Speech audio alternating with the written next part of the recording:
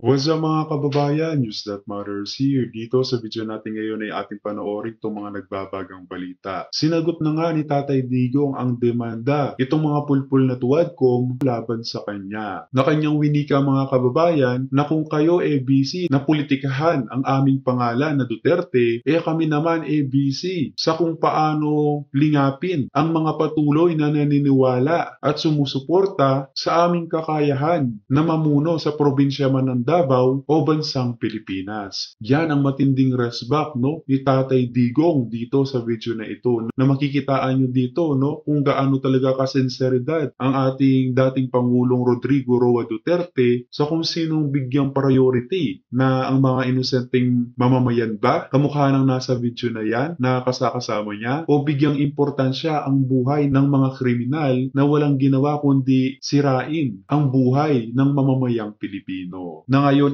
pinoprotektahan at binibigyang diskusyon ng mga pulpul na tuwadkom o young guns nila Tambali Zabongel. Pero bago ang lahat mga kababayan, huwag niyo po sana kalimutang mag-like at subscribe para updated ka sa mga uploads ko araw-araw. At yun na nga mga kababayan, simula talaga nang nawala itong si Tatay Digong at pinalitan ni Bongbong Marcos, ayan na naman mga kababayan, balik na naman tayo sa dati. At hindi nga lang balik kundi lalo pa nga naging marahas sapagkat ang pinoprotektahan ngayon at binibigyang dangal ang buhay ng mga gumagawa ng katampalasan under sa bangag na administrasyon. At unahin na muna natin to, pasadahin na muna natin to sapagkat maikli lamang. At dito sa video na to mga kababayan ay ating panoorin itong badalang balita ni Ka Eric mga kababayan, na kung saan kanyang binulgar na itong pangatlong nag-complain ng impeachment laban kay BP Sara binubuo pa ng religious sector o mga kaparihan pa ng ating simbahang Katoliko. Grabe naman yan. Na kung ang Iglesia ni Cristo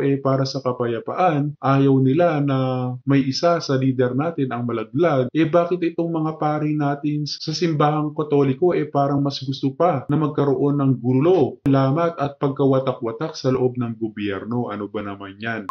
Number 3 po na gusto natin pag-usapan ay ito pong nabulgar na ang mga third complaints of impeachment. Pangatlo, hindi pa talaga sila makontento sa isa, dalawa na mga maniobra ng complaints of impeachment laban kay Vice President Sara Duterte. Ito naman ay nagpapakilala ang mga religious sector. Pero nang tiningnan natin, may grupo na na-involved isa dito. Ang pangalan niya Father Bong Sarabia. Galing ng Iloilo daw ito. When I checked with the other activists dati at mga grupo ko sa urban mass movement ng CPP, NPA, NDF, mayroong grupo na na-involved na PCPR. So sine-check ko kung involved ang PCPR or the Promotion of Church People's Response. PCPR. Ito po ay isang front organization na binuo ng Communist Party of the Philippines para mag-infiltrate, mag-radicalize at mag-recruit sa hanay ng religious sectors at religious community. So if Bong Sarabia was part of PCPR when he was still assigned as a priest sa Roman Catholic Church doon sa Iloilo, ang PCPR is created or was created by the Communist Party of the Philippines to do radical infiltration among the religious community, the religious sector, sa simbahan at mga taong simbahan, di ibig sabihin may connection posible ang CPP, NPA, NDF sa bagong inisyatiba na ito to make it appear that the religious groups, mga pare at mga religious sector leaders, ang pangatlong grupo na nagpa-file ng impeachment laban kay Inday Sara Duterte. So palalabasin nila na hindi sila politically motivated. Palalabasin nila that they are an independent group, that they are moral crusaders, because mga pare sila at mga miyembro sila ng religious organization and religious community. So, gano'n na magiging storyline ng third impeachment group na ito. Pero nagtaas ang kilay ni Ka Eric nang makita ko, may isa o dalawa na personalidad na ibinulong sa akin, Ka Eric, isa dyan, si Father Bong Sarabia na Ilonggo, ay membro yan ng PCPR, Promotion of Church People's Response. Nang marinig ko, PCPR was created by Communist Party of the Philippines, sa CPP ang nag-create niyan, at pinapatakbo at pinapaandar yan ng Communist Party ng mga kadre sa Church Bureau. Alam niyo ba na may NCB na tinatawag? National Church Bureau. Hindi po ito nagtatayo ng simbahan. Hindi rin po ito nagpapatakbo ng simbahan.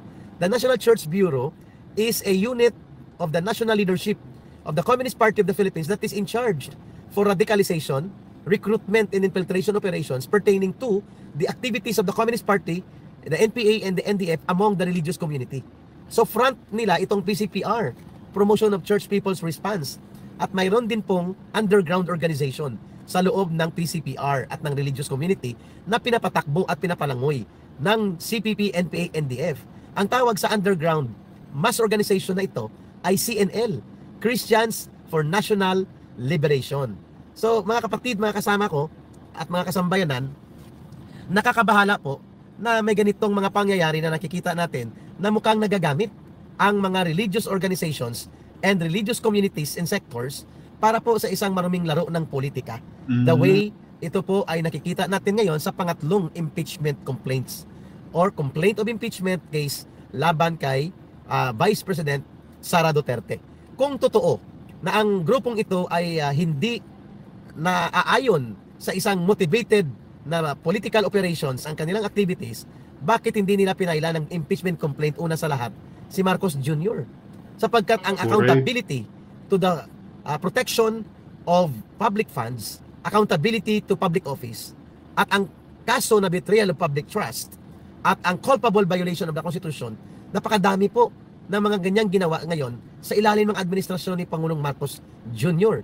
Kung ikukumpara nyo sa issue ng confidential fund na pilit nilang idinidikdik at ikinakabit kay Vice President Sara Duterte. Tama. So klaro kayo that there is now a situation na ang taong bayan ay mukhang pinapalusutan na naman.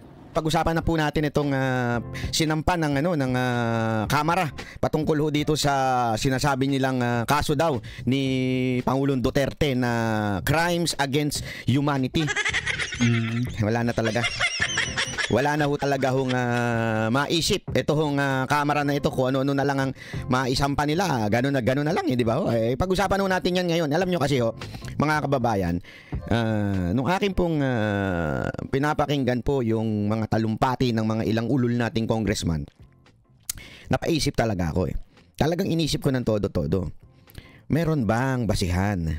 Meron po bang dahilan? Kahit kapiraso laang na masasabi natin, sige na nga. Siguro nga may kasalanan si Duterte. Siguro nga merong pagkakamali, 'di ba? Wala ho Alam niyo nung iniisip ko ng todo-todo ho ito. Kaya kayo isipin niyo po. Yung sinasabi nilang crimes against humanity, ito daw ay sa Tagalog, krimen, 'di ba? Krimen na laban sa mga tao o sa humanity, ika nga, especially sa mga Pilipino. Itong krimen daw na ito. Isa-isayin natin. Krimen. Krimen po ba ang ginawa ni Pangulong Duterte noong ginawa niyang safety ang ating bansa? Nung ginawa niya pong mapayapa ang ating bansa? Yung pinagpapapatay po ang mga kriminal? Yun po ba ay crimes against humanity? Isipin niyo na mabuti ho yun Sabihin na nating totoo. Sabihin na ho nating totoo yung ginawa ni Pangulong Duterte na pinatay niya ang mga kriminal. Is that a crime against humanity? O is it crime against criminals? Naintindihan niyo yung ibig sabihin? I know this is not it's not a legal word, okay? Pero gayon pa man, simple lang ho yan. Huwag na ho nating pahabain, palaliman po itong issue na ito. Simpleng-simple. Ano ba ang ginawa ni Duterte? Ang ginawa ni Duterte ay talagang in-eradicate niya po ang mga kriminal. Maaring sabihin natin in a illegal way, o di kaya may extra, extra na ginawa siya. Pero alam nyo mga kababayan, sa Pilipinas po kasi, sa totoo lang, wag na ho nating ito, seryosong usapan na ho nato. Wag na ho natin pong pagbalik-balik ta rin, pero nakakapagtaka na sa Pilipinas, mas kinakatakutan ng kriminal kaysa sa pulis.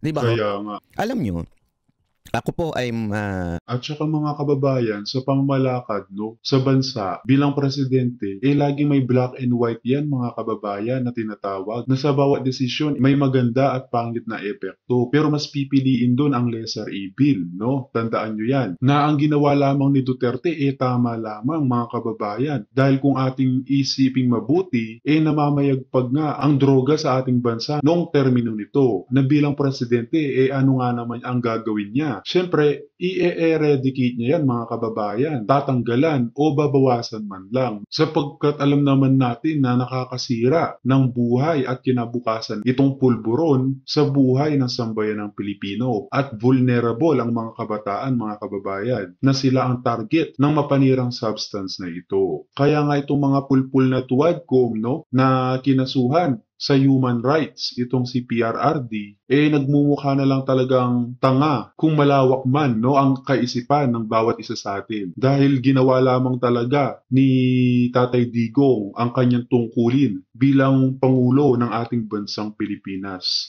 Buti pa nga siya may pakialam sa buhay ng mga inosenteng mamamayan. Di tulad ngayon sa bangag admin, ayan, harapan tayong ninanakawan, kinukurap, at laganap na rin ang karahasan at krimen sa ating bansa. Pinagpalaw ng Panginoon na minsan ay makabiyahe, makapasyal sa ibang mga lugar. Pero sa ibang lugar ho kasi, kinakatakutan ng otoridad. Di ba po? Sa Pilipinas, parang joke ang otoridad. Mas kinakatakutan pa yung, naku, mga ano yan, mga kriminal yan, naku, mga drug lord yan, drug lord. Mas kinakatakutan pa sila.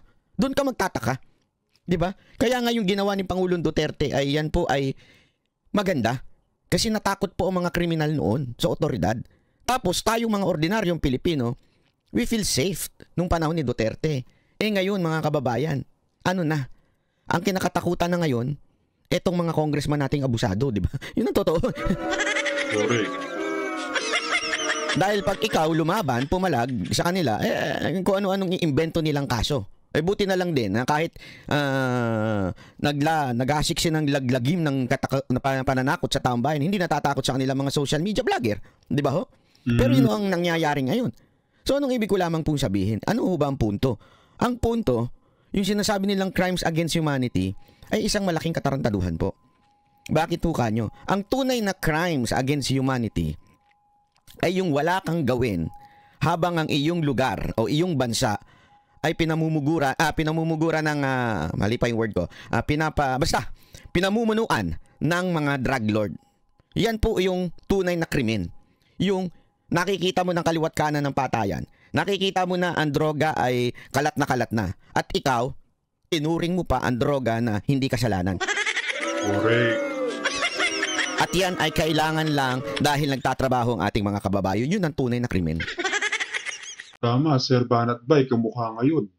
Dahil bangag ang ating Pangulo, isa din siya di umano sa mga nagpupulburon. Anong nangyari? Na-normalize na naman, balik na naman sa dati ang kalakaran ng mga adik sa bawat kanto ng bansa. Hay nako. Di ba po? Sabi nga sa English, pero hindi ko na Englishin. Dahil magkakamali lang ako. Ang sabi daw nagtatagumpay ang mga masasamang tao dahil ang mga mabubuting tao ay hindi umiimik. So yun talagang tunay na krimen. Kung ikaw nasa kapangyarihan, ibig sabihin ikaw ay nasa gobyerno, ikaw ay meron kang kakayanan, ikaw ay pinuno ng kapulisan. Tapos nakikita mong kaliwat kanan ng krimen, ikaw ay nakatunganga at sinasabi mong kailangan lakasin nila yan Kasi nagpupuyat sila Gago ka talaga. Tama, mali. Yun ang tunay na krimen. Pero yung ginawa ni Duterte na niyayari niya yung mga kriminal, hindi ho yung crimes against humanity. Yun ho ay pagtutuwid laang ng mga mali. Pagtutuwid lamang po ito ng sinasabi nating, di ba, tunay na pagsasaayos ng ating bansa. Correct. So hindi po yun. Kaya nga, nakakatawa ho ito Sabi ko nga, tangin na si Duterte nga ang umayos ng bayan natin Si Duterte nga ang lumaban dito sa mga kriminal, tapos siya pa ang kakasuhan. Anong kawalang yan? Tama, mali?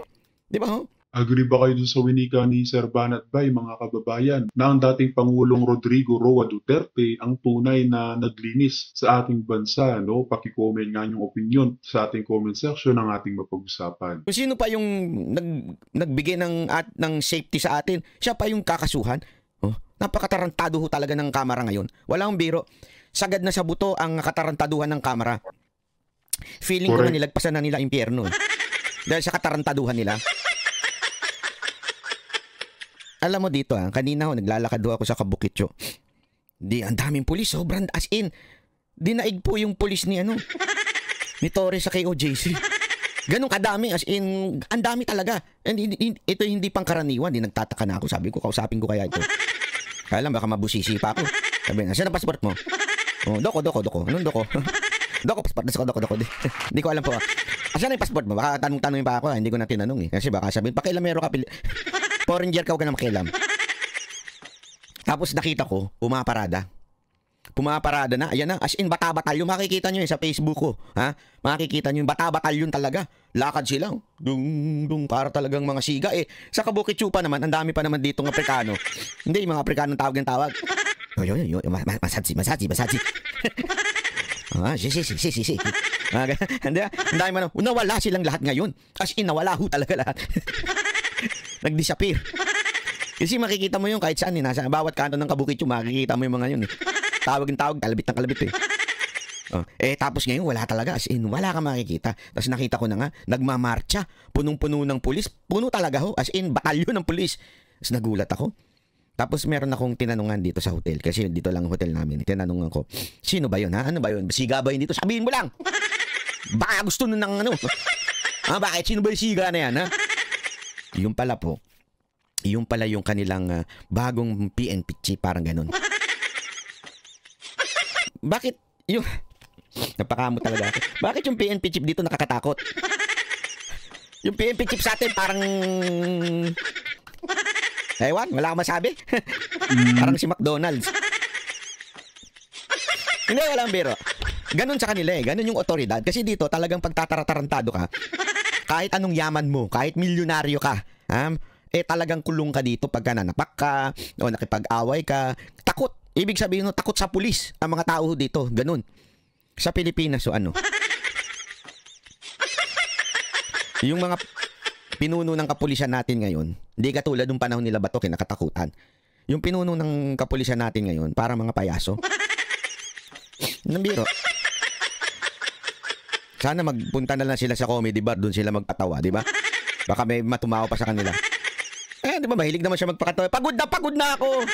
Kibuloy! Mga ganun-ganun pa, di ba? Komedyante talaga eh. Ganun no eh. Alam nyo, binalik yung respeto, yung takot sa ating bansa nung panahon ni Duterte. At saka ngayon, Sir Banat Bay, parang nawalan na ng moral ang mga kapulisan natin at kasundaluhan nang maupo ang bangag na administrasyon. Paano ba naman kasi ang mga hepe o chief, no, na inupo ng bangag admin, ang mga taong pwede nilang paikutin na paa-under o napatututa. Kamukha niyan ni General Bronner at PNP Marbil di umano. Naopo na lang sila ng opo, amin na lang sila ng amin sa mga utos ng mga bangag. Kaya nga ho, lahat ho tayo. Tayo ho lahat ang makakapagsabi niyan. Maayos po ba ang ating bansa nung panahon ni Duterte? O mas maayos ngayong panahon ni Marbil? Ay, hindi pala panahon ni Marbil. Baguhin na natin. Kasi magre-retire na yun eh. Panahon ni Romualdez. Hindi o. Siya na ho kasi yung presidente ngayon natin. Siya na ho yung bida-bida eh. Correct. Walang biro. Siya na ho talaga yung nagdidesisyon sa lahat ng bagay eh. Pati nga yung sa dagdag daw sa mga pulis, siya na nag-announce. Yung sa ayuda, siya rin na nag-announce. Grabe, no? Kaya nga ngayon mga kababayan, panoorin ho natin itong reklamo na crime against humanity kay Pangulong Duterte. At sinagot niya ho yan. Sinagot niya po yan. As in, pumalag si Duterte dyan. Sumagot na ang Pangulong Duterte sa kaso na yan. Sinagot niya na. At ang kanya pong sagot ay nakuhanan po sa video. At yung kanyang sagot na po na yan ay simpleng-simple. Kung kayo ay busy sa pamumulitika at kung kayo ay you're trying to destroy yung mga taong mabubuti, katulad nila Bato, nila Bongo, nila na mga dati pang PNP chief, if you are busy destroying us, I am busy giving hope sa mga kababayan natin. Ito po. Correct. Ano mo may hatag na po nimo. Tanan man mo diri kita tagsagi. Ayong hilak. Mo man ni papelin. Okay na. Yung hilak pasman. Kita nyo? Yan o ang pagsagot ni Pangulong Duterte. Busy kayo. 'Di ba? Busy kayo sa sa matinding pamumulitika nyo. Ako, busy ako na magbigay ng hope para ho sa ating mga kababayan. Yan po ay taon-taong ginagawa ni Pangulong Duterte. Mula pa ng mayor siya, ginagawa niya na po yan. Hindi po siya namumulitika. Dahil sabi ko nga sa inyo, paano mo malalaman ng isang tao ay hindi trapo? Kung siya ay consistent sa ginagawa niya. Eto ho, mula pa nung mayor siya, ginagawa niya na po ito. As in, pinupuntahan niya yung mga kababayan nating may cancer, lalo na yung mga bata. Kasi dyan po malambot ang ating Pangulo sa mga bata.